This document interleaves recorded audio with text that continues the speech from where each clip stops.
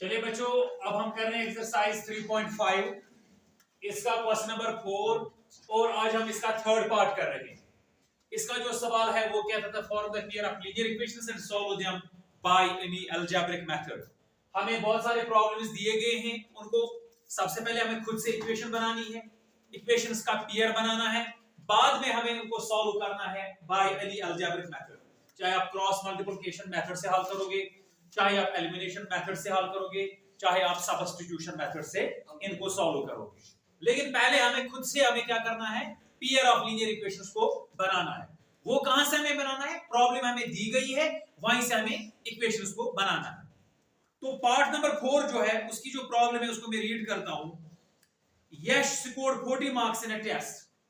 एक लड़का है यश, उसका नाम है, वो 40 मार्क्स लाता है एक टेस्ट में, getting 3 marks for each right answer. हर सही जवाब के लिए उसको 3 मार्क्स मिलते हैं, and losing 1 mark for each wrong answer. हर गलत जवाब के लिए उसको एक माइनस होता है।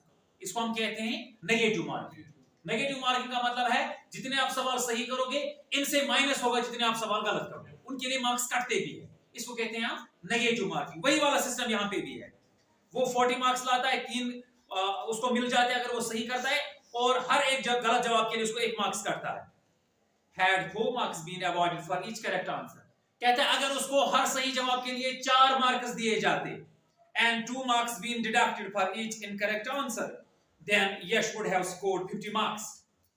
अगर ऐसा होता कि 4 मार्क्स उसको हर सही जवाब के लिए मिलते और 2 मार्क्स उसको हर गलत जवाब के लिए कटते, तो यश को 50 मार्क्स मिलते। तो आप बताओ how many questions were there in the test. तो कितने क्वेश्चंस जो थे वो टेस्ट में थे, टेस्ट में कितने क्वेश्चंस जो है वो पूछे गए थे।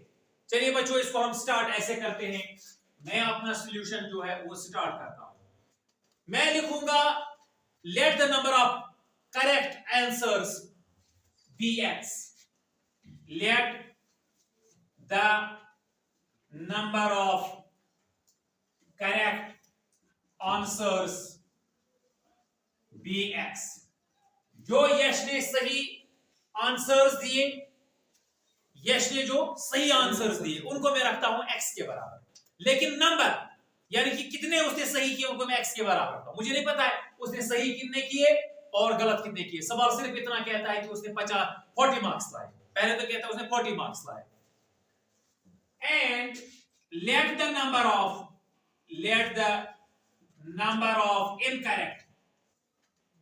इनकरेक्ट आंसर्स को मैं लेट करता हूं by, therefore according to question। अब यहां पे आपको तवज्जो देने की जरूरत है। सवाल कहता है yes scored 40 marks in a test, he gets 3 marks for each correct answer and he loses 1 mark for each incorrect answer। कहता है उसको हर सही जवाब के लिए 3 मिलते हैं। शाबाश बच्चों, हर सही जवाब के लिए उसको 3 मिले हैं। तो इसका मतलब है कि ये कितने उसने सही है, x। मैंने correct number of correct answers को x के बराबर लेट किया फिलहाल, तो उसने कितने सही किए, x। एक सही जवाब के लिए उसको कितने मार्क्स मिलेंगे, 3। तो अगर मुझे देखना होगा उसने सही कितने किए तो 3 इंटू, यानी कि सही जवाब में उसको कितने मार्क्स मिले, जितने उसने नंबर सही किए होंगे इंटू 3। इंटू 3 क्यों, क्योंकि हर सही जवाब के लिए उसको 3 मार्क्स मिलते हैं। मिसाल के तौर पर अगर यश ने 10 आंसर सही किए, 10 क्वेश्चन सही किए, उसको कितने मिलेंगे, 10 इंटू 3, इसका मतलब उसको 30 मिलेंगे। यहां पे भी वही करूंगा। नंबर ऑफ करेक्ट क्वेश्चंस उसने जो किए वो है x, तो उसको कितने मार्क्स मिलेंगे इनमें, 3x, क्योंकि हर सही नंबर ऑफ करेक्ट क्वेश्चंस उसने x किए हैं, तो एक सही जवाब को उसको मिलते हैं 3 मार्क्स। हो गया 3 इंटू x माइनस, यहां पे आपको समझने की जरूरत है।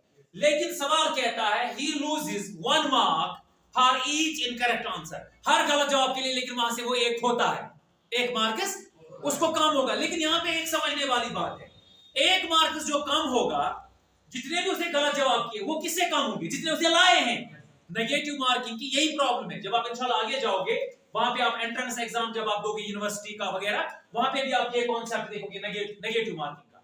यानी कि जितने आपने सही जवाब किए उनको आपको मार्क्स मिलेंगे। पहले उनको देखा जाएगा कितने आपने सही किए, फिर कितने आपने गलत किए, वो आपको माइनस होंगे किससे, जितने आपने सही किए हैं। तो अच्छा समझ में, मान लेंगे यश ने 50 लाए, उसने 30 गलत किए तो 30 जो है 50 से माइनस होगा, उसको खाली वहां पे 20 बचेंगे, 50 माइनस 30 वहां पे 20 बचे। यहां पे इसलिए मैंने लिखा number of correct questions x है तो उसको कितने मार्क्स मिलेंगे, x into 3, उससे अब माइनस होगा जितने उसने इनकरेक्ट किए। इनकरेक्ट कितने किए, y, लेकिन एक गलत जवाब के लिए उसको एक कटेगा तो हो गया 1 into y। सीधी बात है ना। अगर यहां पे मैंने किया 3 into x माइनस, अगर गलत के लिए उसने नंबर ऑफ इनकरेक्ट क्वेश्चंस किए हैं y तो उसको कितने मार्क्स कटेंगे, 1 into y। 1 लिखने की जरूरत नहीं है यहाँ पे मैं खाली, क्योंकि 1 जो है यहाँ पे कोएफिशिएंट बनाने की जरूरत, ये खुद ब खुद y एक ही बार है, समझ आई बात। Minus y is equal to कितने, 40, यानी कि नंबर ऑफ करेक्ट क्वेश्चंस इसने किए हैं इनटू 3 जब आप करेंगे फिर उससे हम उतारेंगे जितने गलत किए हैं तो वहां पे उसको बचते हैं 40। मैंने सही किया गलत किया, ये होगी मेरी equation first. Number of correct questions, उससे मैंने माइनस किया नंबर ऑफ इनकरेक्ट क्वेश्चंस, ये उतार के उसको बचते हैं 40। ये नेगेटिव मार्किंग का मसला है ना। अब सवाल कहता है आगे, had 4 marks been awarded for each correct answer and 2 marks been deducted for each incorrect answer, the Yash would have scored 50 marks। आगे सवाल कहता है अगर 4 मार्क्स हर सही जवाब के लिए दिए जाते और हर गलत जवाब के लिए 2 मार्क्स काटे जाते तो यश 50 स्कोर करता। तो इसका मतलब है अगर वो कितना अगर उसको 4 मार्क्स दिए जाते हैं हर करेक्ट आंसर के लिए, हो गया 4 into x, उस वक्त क्या कंडीशन बन जाती, उस वक्त मेरी इक्वेशन बनेगी 4 into x। कितने किए हैं सही, x उसने, x जो है नंबर, मैंने मुझे नहीं पता उसने 10 किए हैं सही 20 किए हैं, मैंने उसको x के बराबर किया। x जो है नंबर ऑफ करेक्ट क्वेश्चंस है, नंबर। तो अगर उसको 4 मार्क्स दिए जाते हो जाए, इसका मतलब है इस वक्त इनटू होगा x को 4, हो गया 4 into x। जब मैं करूंगा तो वहां पे करेक्ट मार्क्स मिलेंगे उसको जितने उसने करेक्ट किए। अब उसे माइनस हो जाएगा, कहता है अगर वो एक क्वेश्चन गलत करता तो उसको 2 मार्क्स कट जाते। तो कैसे बन जाएगा, टोटल उसने कितने गलत सवाल किए y, तो इनके मार्क्स कितने बनेंगे 2 into y। वेरी गुड, हो जाएगा इसका बनेगा 2 into y is equal to, ये माइनस करके उसको कितना बच जाता 50। कहता है यश का तब स्कोर होता 50। ये मेरी इक्वेशन हो जाएगी सेकंड। तो आवाज समझ, कोई कंफ्यूजन इसमें? क्योंकि अब आप बोलोगे सर माइनस क्यों कर रहे हो, क्योंकि नेगेटिव मार्किंग में क्या होता है बच्चों, जितने आप मार्क्स लाते हो इसी से माइनस होता है जितने आप इनकरेक्ट करोगे, फिर इतने मार्क्स कम होते हैं। बात आई समझ में? ये आप जैसा एग्जाम नहीं है जैसे आप जितने सही करोगे उसके मार्क्स मिलेंगे, जो गलत करोगे उसका नहीं कटेगा, नहीं। आपके जो एग्जाम्स होते हैं 9th 10th में उनमें नेगेटिव मार्किंग नहीं होती, लेकिन नेगेटिव मार्किंग का मतलब है जितना सही करोगे इसके मार्क्स मिलेंगे, जितने गलत करोगे उनके मार्क्स कटेंगे जितने आपने लाए हैं उससे। इसलिए मैंने माइनस यहां पे भी किया और यहां पे भी किया। क्लियर हो गया? तो मैंने क्लियर ऑफ लीनियर इक्वेशंस को बनाया, लेकिन यहां पे मैं इसको 2 से डिवाइड करूंगा, मेरी इक्वेशन आसान बन जाएगी। मैं यहां पे करूंगा काम, यहां पे मैं इसको लिखूंगा अगेन अकॉर्डिंग टू क्वेश्चन, बन गई मेरी सेकंड इक्वेशन। इसको मैं डिवाइड करूंगा ऑन बोथ साइड्स, मैं लिखूंगा dividing 2 on both sides, comma with, मैं 2 से डिवाइड कर सकता हूं लेकिन मैं दोनों साइड से करूंगा ताकि मेरी इक्वेशन जो है बैलेंस में रह जाए। तवज्जो बच्चों, 4x divide by 2 minus 2y divide by 2 is equal to 50 divide by 2।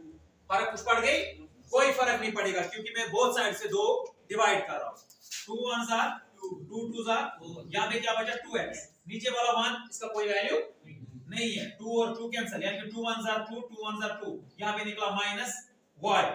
1 लिखने की जरूरत नहीं है, माइनस y, समझो अब, is equal to 2 1s are 2, 2 25s are 50, वहां पे निकला मुझे 25। इसको रखो आप सेकंड। नाउ मेरे 2 इक्वेशंस बन गए, अब मुझे इनको सॉल्व करना है बाय एनी अलजेब्रिक मेथड। लेकिन अगर आप गौर करोगे फर्स्ट इक्वेशन और सेकंड में यहां पे भी y है यहां पे भी y है, तो मुझे आसान हो जाएगा अगर मैं एलिमिनेशन मेथड करूंगा, है ना? क्योंकि एलिमिनेशन मेथड में हम बच्चों क्या करते हैं, फिर पहले हम करते हैं काम, या x वाली टर्म को सेम बनाते हैं या y वाली टर्म को, लेकिन यहां पे अगर आप गौर करोगे y वाली टर्म ऑलरेडी सेम है तो मुझे एलिमिनेशन मेथड आसान हो जाएगी। हालांकि अगर आप कोई और मेथड भी करोगे आंसर आपका सेम आ जाएगा। मैं लिखूंगा बाय एलिमिनेशन मेथड, मैं यहां से आपका प्रॉब्लम, मैं लिखूंगा by elimination method, comma with get. Elimination method में हम क्या करेंगे, हम जब टर्म सेम होगी, याद रखना चाहिए, और उनकी निशानी भी सेम होगी, तब हम करते हैं सबट्रैक्शन। अगर टर्म सेम है लेकिन निशानियां डिफरेंट है, तब हमें एडिंग करना पड़ता है। लेकिन इस वक्त देखिए निशानी भी सेम है, इधर भी -y इधर भी -y।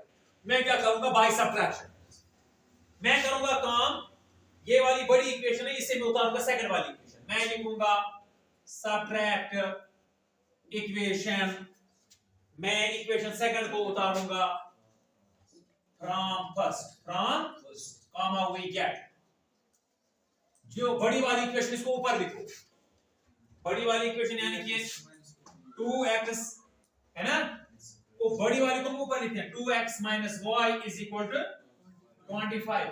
अगर आप इससे भी ये उतारोगे उससे भी आपको कोई फर्क नहीं पड़ेगा, आपका आंसर तब भी करेक्ट आएगा। इस तरह थोड़ा आसान रहेगा। इसके नीचे मैं लिखूंगा फर्स्ट वाली इक्वेशन, क्योंकि मैंने यहाँ पे लिखा सेकंड इक्वेशन को मैं फर्स्ट से सबट्रैक्ट करता हूँ। सेकंड इक्वेशन का मतलब है मैंने पहले कौन सा लिखा? मैंने लिखा सेकंड इक्वेशन। अब इसके नीचे मैं क्या लिखूंगा? फर्स्ट, यानी कि 3x, नहीं मुझे पहले ऊपर वही लिखना था। इसका मतलब है मुझे क्या करना है, मैं लिख रहा हूं, मैं सेकंड इक्वेशन को फर्स्ट से माइनस कर रहा हूं, तो मैं फर्स्ट को पहले लिखूंगा, 3x minus y is equal to 40। इसके नीचे मैं लिखूंगा 2x minus y is equal to 25। तो फिक्री जो बड़ी वाली इक्वेशन है जिससे मुझे माइनस करना है उसको ऊपर लिखना है और दूसरी वाली इक्वेशन को नीचे लिखना है। अब जिस इक्वेशन को मुझे माइनस करना है इसके साइनस चेंज हो जाएंगे, इसको माइनस, ये प्लस था तो -2x, प्लस -y था तो प्लस हो जाएगा, और प्लस 25 था तो -25। समझा? -y प्लस y कैंसिल, यानी कि y से y उतार दो, वहां कुछ नहीं बचा।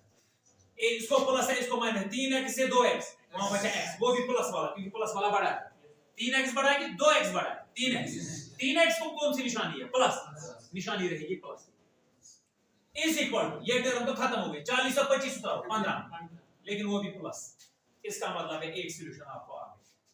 समझ अच्छा? Yes sir. अब हम करेंगे काम, इसको मैं पुट करूंगा x को फर्स्ट में या सेकंड में। पहले मैं लिखूंगा x मैंने किसके बराबर था?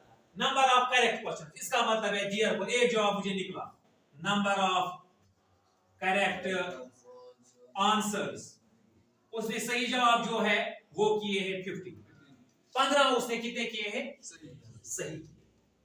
बात आ रही समझ में? शाबाश। अब मैं करूंगा काम, put x is equal to 15 in equation first equation क्या है उतारो, फर्स्ट में कर दो या सेकंड में कर दो, उसमें कोई प्रॉब्लम नहीं है। फर्स्ट है 3x minus y, 3x minus y is equal to 40 है, तो 3 into x के बदले 15 minus y is equal to 40। तवज्जो है? Very good. 3 15s are 45। तवज्जो है? minus y is equal to 40। तवज्जो है बच्चों? अब मैं y को रखूंगा माइनस y को वहीं पे, 40 है अपने साइड में, ये 45 चला जाएगा इधर तो -45, इधर प्लस था इधर माइनस हो जाएगा, माइनस y निकलेगा बराबर 45 से 40 -5, क्योंकि माइनस बड़ा है, माइनस वाला बड़ा है, माइनस माइनस y निकला मुझे 5। देयरफॉर इनकरेक्ट इसने कितने किए? Very good. Therefore number of incorrect questions या इनकरेक्ट क्वेश्चंस वो उसने कितने किए हैं? 5। अब मैं चेक करता हूं, सवाल कहता है उसने, इनको मैं पुट कर सकता हूं फर्स्ट या सेकंड में।